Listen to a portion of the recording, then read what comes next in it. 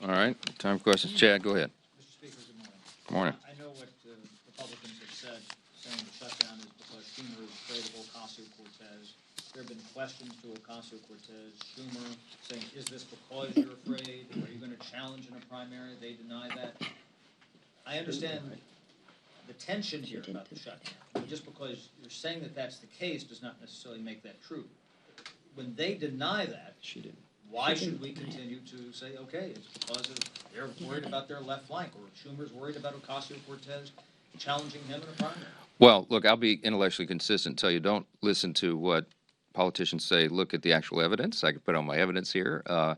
First, Exhibit A is what AOC actually said last night. She did not disclaim that she was running against Schumer, and there's a lot to talk about that. You don't have to take my word for it. Most of you have written about that.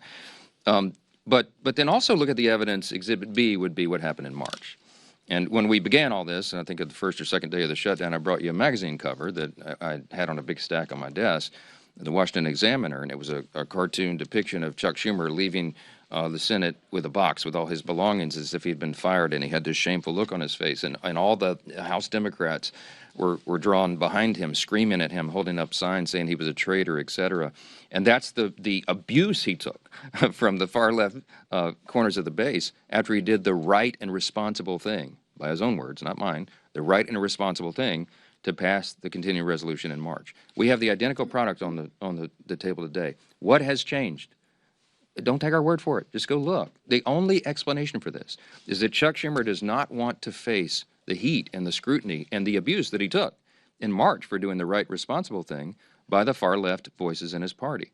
When Bernie and AOC get the full stage for a CNN, the first socialist town hall, I hope they're proud of themselves. They are the voices of the party. I mean, they are. Look, Mamdani is on path, shockingly, sadly, frighteningly, to become the elected mayor of the largest city in America, the once cradle of capitalism. There is a Marxist rise in the Democratic Party. And the old guard, and I'm saying old guard, Chuck Schumer's been here for 44 years, okay? He is not the flavor of the month. And he knows that he's going to get a challenge. If it's not AOC, it'll be another disciple of Mamdani or somebody like that. They all know that. Ask Hakeem Jeffries why he has not openly endorsed Mamdani for the mayor of New York. He's in a real bind. Because Hakeem Jeffries, while he's a far-left progressive politician, he's not a communist. But you have to aspire, you have to say, you have to stand for the farthest left ideas, socialism, communism, Marxism right now, to be in favor in the Democratic Party. This is not your grandfather's Democratic Party. They wouldn't recognize it.